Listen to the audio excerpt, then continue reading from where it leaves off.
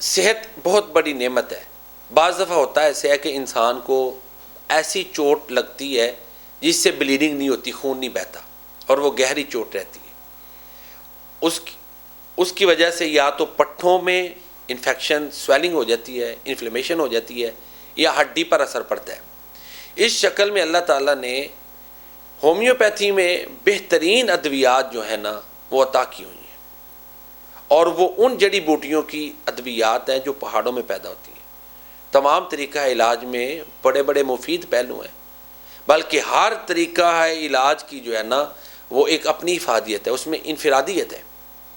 تو اس میں ہومیوپیتھی میں جو ایک بڑی مجرب چیز ہے گہری چوٹوں کے لیے، ایسی چوٹیں، ایسے واؤنڈز، زخم جن میں بلیڈنگ نہیں ہوتی، ان میں اگر ہڈی کے اوپر زیادہ چوٹ کا اثر ہے تو پھر سمفائٹم، روٹا اور کلکیریا فاس یہ بہترین ادویات ہیں. اور اگر ہڈی اور مسلز دونوں ہی ڈیمیج ہیں تو پھر آرنیکا، بیلیسپیرینیم، یہ رسٹاک برائیونیا، ان ادویات کو بھی شامل کر لیں. تو یہ بہترین مرکبات ہیں جو گہری چوٹوں کے لیے مفید ہیں. ہاں بعض دفعہ جو ہے نا وہ سمٹمز اور مریض کی کیفیت اس کو تو ضرور دیکھنا پڑتا ہے، وہ سامنے رکھیں، اس سے علاج کریں تو اللہ تعالیٰ شفا دیتے ہیں. باقی اس کے علاوہ اللہ تعالیٰ کی بارگاہ میں دعا کرتے رہیں کہ اللہ ہمیں صحت والی زندگی دے.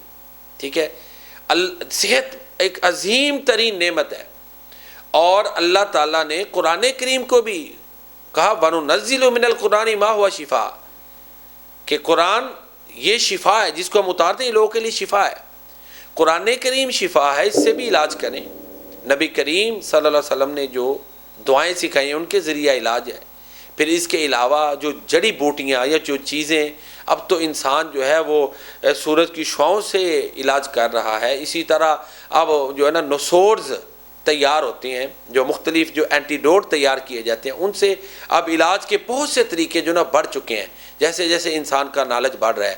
تو یہ اللہ تعالیٰ کی ساری چیزیں عطا ہیں، ان سے استفادہ کرنا چاہیے. تو بہرحال خلاصہ یہ ہے کہ گہری چوٹیں، وہ چوٹیں جن میں جو ہے نا خون نہیں بہتا، اور بعض دفعہ یہ کہ وزنی چیز اٹھائی ہے ایک بندے نے، اس کے مسلز پل ہو گئے ہیں، ان کے لیے بھی یہ آرنیکا، سمفائٹم، رسٹاک برائیونیا بہترین ادویات ہے. اسی طرح ہمارے یہاں کھلاڑی بعض دفعہ بڑی تیز بھاگتے ہیں، کوئی مسل کھنچ جاتا ہے، اس طرح بالنگ کرتے وقت مسل کھنچ جاتا ہے، یا کچھ لوگ ہوتے ہیں کہ بعض دفعہ بہت زیادہ کام کیا ہے، اس کی وجہ سے کسی پٹھے کو کھنچ پڑ گئی ہے، تو اس شکل میں میگنیشیا فاس، کالیم فاس، اور ان کے ساتھ ساتھ پھر وہی روٹا اور آرنیکا، بیلیسپیرینیم، ان ادویات کو سامنے رکھا جائے اور علامات کو پیش نظر رکھا جائے تو اللہ تعالیٰ انشاءاللہ ضرور شفا عطا فرماتے ہیں.